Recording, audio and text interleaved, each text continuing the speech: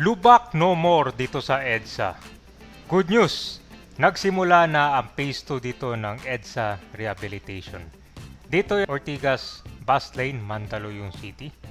Ginagawa dito ang asphalt overlaying, concrete reblocking at rotomilling upang mas maging maayos at ligtas ang biyahe. Nagawa nila tuwing gabi para hindi masyadong makabalas sa rush hour traffic. Sa mga nagtatanong baka daw magdulot ng matinding traffic. Itong northbound lane ang unang ginawa nila. Tapos agad itong sa area ng EDSA bus station.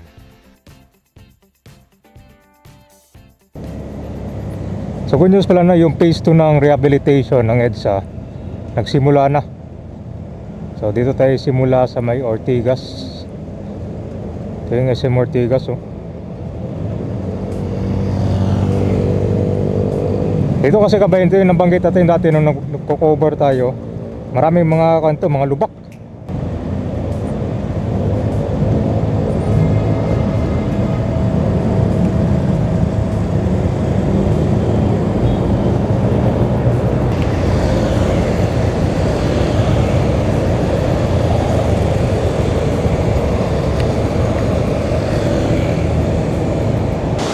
So punta tayo dito, papunta dyan sa EDSA Bus Carousel, bagong EDSA Busway footbridge. So maganda ito kabayan, may mga ano pala food kiosk dito sa busway station. Tapos meron din palang pila dyan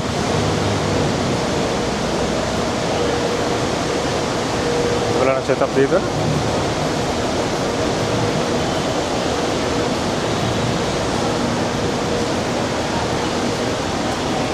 Ito guys, ito talagang pasok talaga yung pa sa loob, no? Hindi ka mapapasa dito.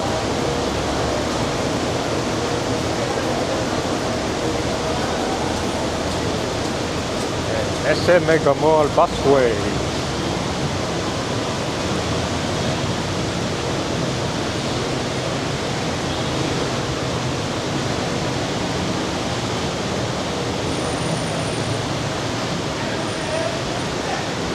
Ganda ng setup dito, no? Talagang pagka baba mo kabayan, rekta dito. Ayan, entrance ng SM Mega Mall, no?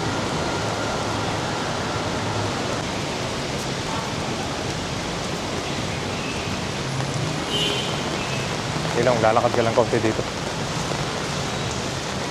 So yun yung entrance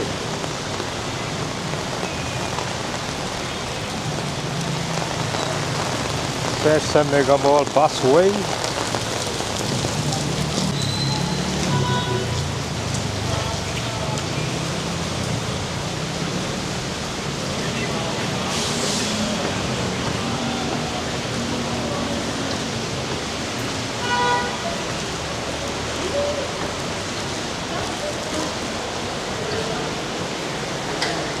Yan guys, diba? Ito kung modern busway,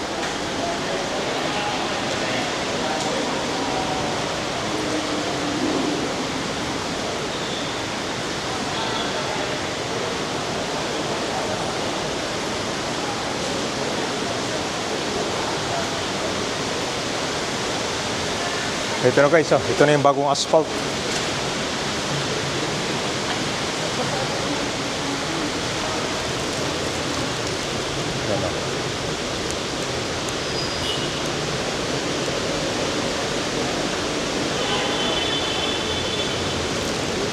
Ganda wala ng resulta yan, no?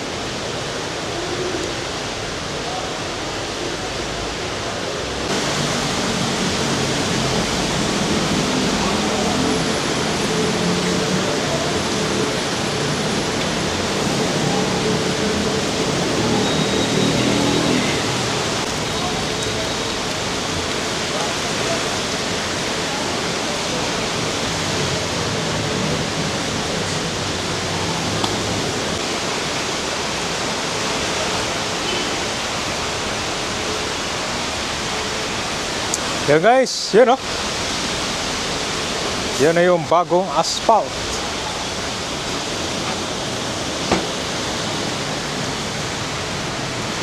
Yan kagabi lang. Tapos inuna nila yung bus lane dito, yung pag-asphalt.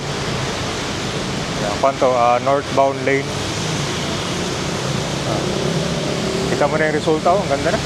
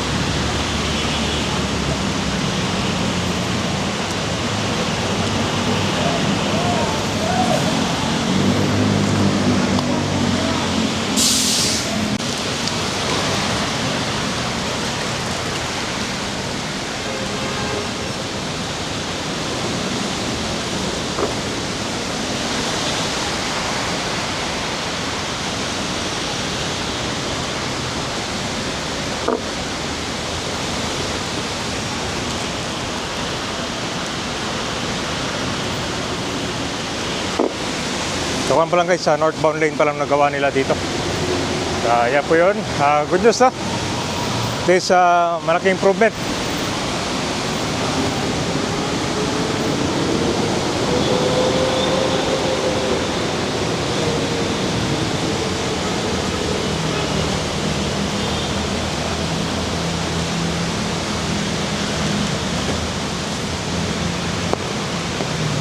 So next ito sa kabila naman, ito yung sa southbound lane. So wala pa, hindi naman yung pinagkaiba, di ba?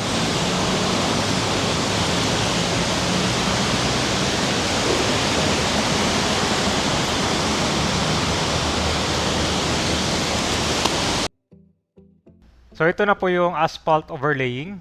Gabi nila ginagawa hanggang kinumagan para hindi masyadong ma-traffic. Alam niyo naman dito sa area ng Ortigas, dito yung napakaraming lubak-lubak na kalsada. Kumbaga, pan-aid solution lang yung ginagawa nila. Pero inuna nila itong bus lane at ito naman yung northbound. Abangan natin sa kabila naman at sa ibang lugar dito. After magawa itong bus lane, expect ng light to moderate traffic naman kapag gagawin na rin dyan sa kalsada kung saan dumadaan yung mga private vehicles yan. Pero asahan nyo na ito naman ay gagawing gabi. Mabilisan at saka modern technology yung ginagamit nila ito guys para mabilis. Okay guys, so malaki na rin yung pagbabago dito sa EDSA. Kasunod yan, dito naman sa papuntang Ortigas. Kita mo naman kabayan na dito yung marami nagreklamo talaga eh. Sira-sira yung kalsada na, tinamay no? Kaya delikado to, marami pa naman mga bike ang dumadaan dito. Kaya dapat ang talaga ganyan.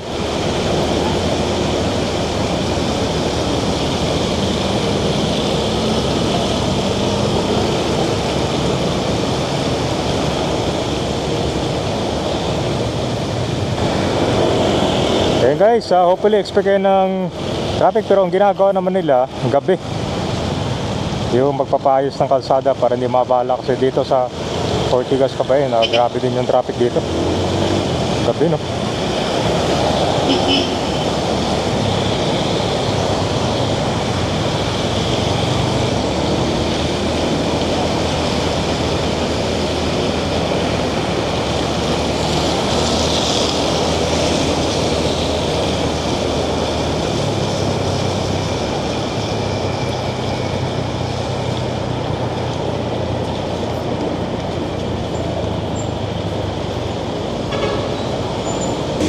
So ito naman yung EDSA Guadalupe na halos ang ganda na ng resulta ng rehabilitation. Tingnan mo guys.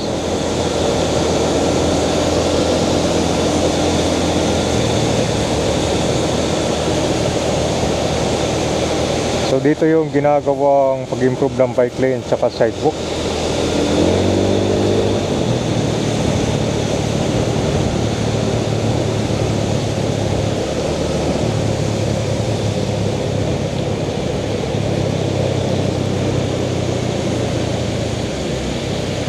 Ay, tapos na pala, no? Ano mo daw? Tapos na yata, guys, oh.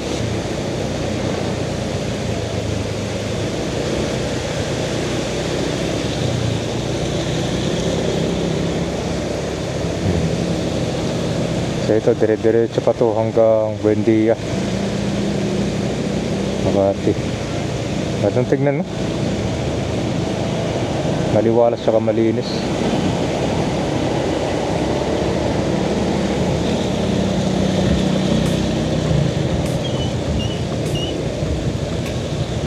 Magiging kanyo, bike lane, diretso papunta ang kwanto, Buendia. Kasi dito guys, wala talaga madaanan yung mga bike dito. Kahit anong siksik ang gagawin nyo. Ayos, ah. Tinanggal lang nga yung marker ng dating bike dito.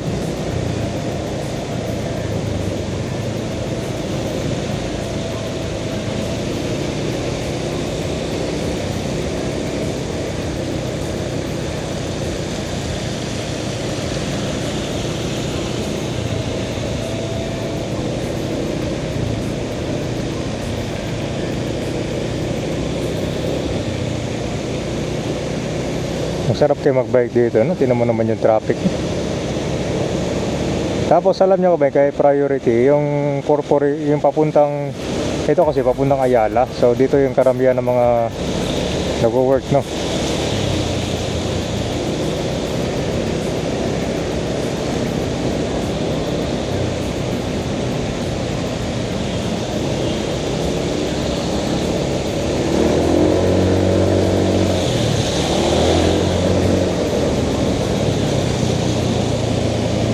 Simula na. Ito basta si Secretary Bestisson pag sinabing ko, no? Bawal delay. Mabilis dapat, no? Hanggang kanto guys sa may Buendia. Ito na yung babaon yata nila na bago. Yan yung babaon kasi tataasan nila, eh.